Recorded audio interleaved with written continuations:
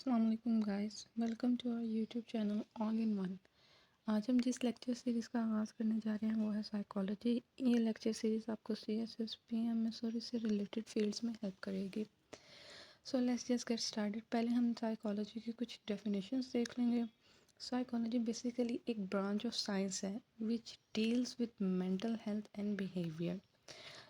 According to Watson کا psychology میں بہت اہم کردار ہے۔ واٹسن سے پہلے سائیکالوجی کو روح، ذہن جیسے اصطلاحات سے نوازا گیا تھا، لیکن واٹسن نے اس چیز کو رد کرتے ہوئے کہا کہ نہیں، ہر وہ چیز جس پر تجربہ ناممکن ہو اس کو نفسیات کے دائرۂ کار سے خارج کر دینا چاہیے، اور صرف نفسیات میں انہی چیزوں کو لانا چاہیے جو کہ قابل مشاہدہ اور قابل پیمائش ہو۔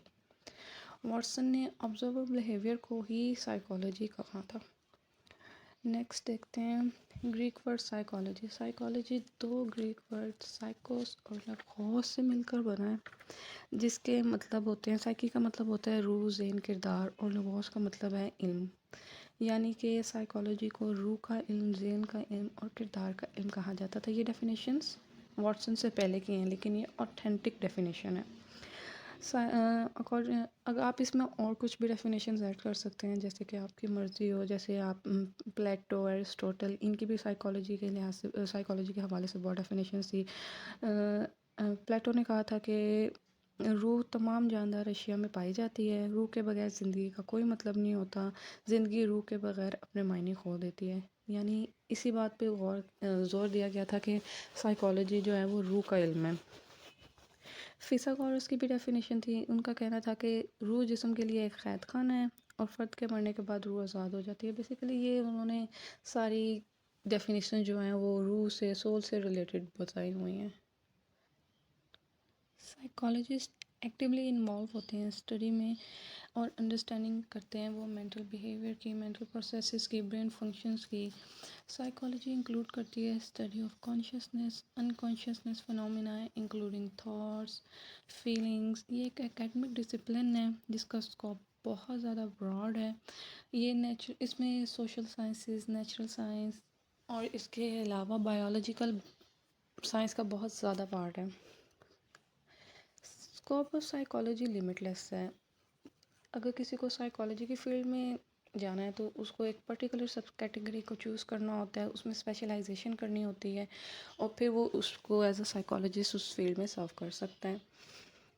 سمپل ورڈز میں ہم دیکھیں تو سائیکالوجی بہت بڑی فیلڈ ہے، اس میں بہت ساری برانچز آ جاتی ہیں، جس میں اب normal psychology, clinical psychology, social psychology, positive psychology positive psychology آج کل کی سائیکالوجی آپ اس کو کہہ سکتے ہیں، کیونکہ یہ ریسنٹ 5 ایئرس میں ہی مرج ہوئی ہے۔ اس سے پہلے پازیٹیو سائیکالوجی نہیں ہوتی تھی، لیکن پازیٹیو سائیکالوجی کا بھی بہت اسکوپ ہے اور اس کو بھی بہت اچھی طرح سے انڈرسٹینڈ کیا جا رہا ہے۔ فرندی سائیکالوجی وغیرہ اس میں شامل ہے۔ موونگ ٹورڈز نیکسٹ، اب ہم کچھ برانچز دیکھ لیں گے سائیکالوجی کی اور ان پہ کچھ ڈسکشن کر لیتے ہیں۔ جو سب سے پہلے ہمارے پاس کلینکل سائیکالوجی ہے۔ کلینکل سائیکالوجی بہت براڈ فیلڈ ہے اور سب سے زیادہ اسی پہ فوکس کرتے ہیں۔ کلینکل سائیکالوجی کو آپ اردو میں معالجاتی ماہرین بھی کہہ سکتے ہیں، اور یہ بیسیکلی ہاسپٹلز میں، ان کے اپنے این جی اوز میں بہت سارے سینٹرز ہوتے ہیں جہاں پہ ان کا کام کرتے ہیں۔ ان کا اپنا پرائیویٹ کلینک بھی ہوتا ہے اور ان کا بیسک ہوتا ہے کہ یہ اسیسمنٹ کرتے ہیں اب نارمل بیہیویئرس کی، ان کا علاج بتاتے ہیں۔ وہ تھیراپیز کی صورت میں ہو سکتا ہے، وہ کسی بھی کاؤنسلنگ کی صورت میں ہو سکتا ہے۔ عام طور پر ہسپتال میں ذہنی مریضوں کے لیے بنائے گئے خصوصی ہسپتال، پرائیویٹ کلینک، ذہنی معذور افراد کے تربیتی اور تعلیمی ادارے اس میں شامل ہوتے ہیں۔ اس کے علاوہ کمیونٹی سینٹرز ہوتے ہیں، اس میں بھی نفسیاتی امراض سے بچاؤ کے بارے میں بتایا جاتا ہے، جہاں پہ کلینکل سائیکالوجسٹ سرو کر رہے ہوتے ہیں۔ ذہنی معذور بچوں کی تعلیم و تربیت کی بحالی کے کئی سرکاری اور نیم سرکاری مراکز قائم ہیں۔ کلینکل سائیکالوجسٹ کی 3 مین ڈیوٹیز ہوتی ہیں: to study the cause of mental disorder, diagnosis and treatment. Stone age میں سمجھا جاتا تھا کہ ذہنی امراض کو بدروحوں یا سیب کا اثر سمجھا جاتا تھا۔ ان امراض کو گناہ، بدی کا نتیجہ قرار دے دیا جاتا تھا، اور اس کے لیے بہت ساری جسمانی اذیتیں دی جاتی تھیں، اور کہا جاتا تھا کہ ان اذیتوں سے ہی یہ بدرو بھاگے گی۔ لیکن جیسے جیسے سائنس ترقی کرتا رہا اور سائیکالوجی کی فیلڈ ایمرج ہوئی، تو اس بات کو سمجھا گیا کہ یہ کسی اسیب وغیرہ کا یا بدرو کا کام نہیں ہے، انسان کے اندر ہی کوئی کیمیکل امبیلنسز ہوتے ہیں یا وہ کچھ کانفلکٹس ہوتے ہیں جن کو وہ ریزالو نہیں کر سکتا، تو وہ اب نارمیلٹی کی طرف لیڈ کرتا ہے۔ Moving towards next, counselling psychology. Counselling psychology کی ضرورت سب سے پہلے 1908 میں فرینک پارسن نے متعارف کروائی تھی۔ انہوں نے ایک نجی رہنمائی تنظیم قائم کی تھی، اور انہوں نے بتایا تھا کہ انسان اپنی عمر کے مختلف حصوں میں کئی قسم کے مطابقاتی مسائل سے اس کا واسطہ پڑتا ہے، اور انسان اس کو خود ہی سے حل کرنے میں کوشش کرتا ہے لیکن وہ فیل ہو جاتا ہے۔ اس وجہ سے اس نے بہت سارے کاؤنسلنگ سائیکالوجی میں آگے بہت ساری فیلڈز متعارف کروائی تھی، جس میں educational psychology, career counselling, family counselling, marriage counselling وغیرہ شامل ہیں۔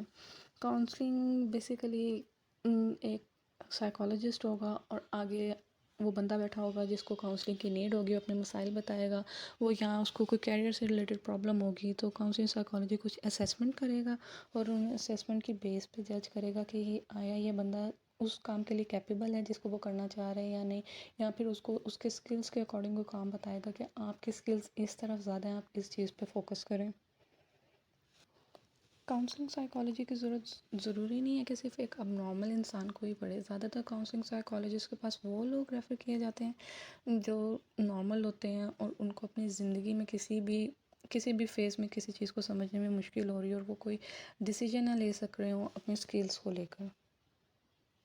Next one is educational psychology. Educational psychologist اس بات کا تعین کرتا ہے کہ کس عمر کے طلباء کو کیا کچھ سکھانا چاہیے۔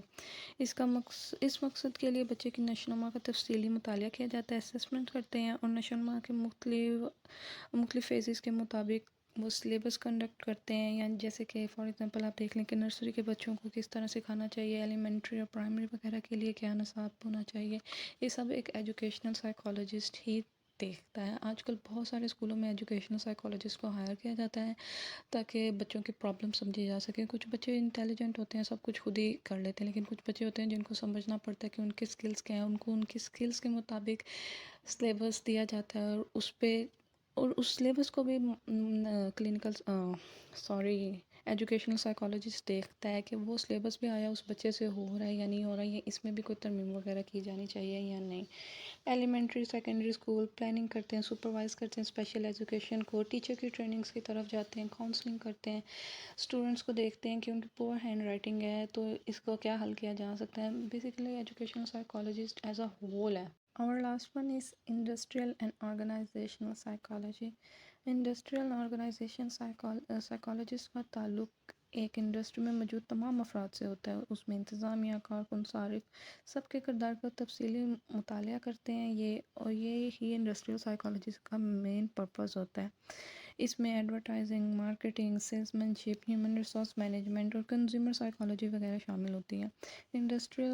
رول آف انڈسٹریل سائیکالوجسٹ میں آپ کا سلیکشن آف ورکرز آ جاتے ہیں، امپورٹنس آف ورک کنڈیشنز آ جاتی ہیں، ریسرچ ہے، بوسٹ دا مورال بہت زیادہ ضروری ہوتا ہے کیونکہ ورکرز اکثر اوقات کام کر کے یا ایک ہی صورتحال میں رہ کے تھک جاتے ہیں یا اس کام کو بہتر طریقے سے سر انجام نہیں دے سکتے، جس کی وجہ سے ایک انڈسٹری کو نقصان ہوتا ہے۔ تو انڈسٹریل سائیکالوجسٹ کا کام ہوتا ہے کہ وہ ان کے مورال کو کرے، وہ کسی بھی صورت میں ہو سکتا ہے، آیا وہ یہ ہو کہ آپ کوئی گفٹس دیں یا آپ ان کو کوئی ری انفورسمنٹ دیں، یہ اوائڈ کرتے ہیں اسٹرائکس اینڈ لاک آؤٹس کو تاکہ انڈسٹری کو کوئی نقصان نہ پہنچے۔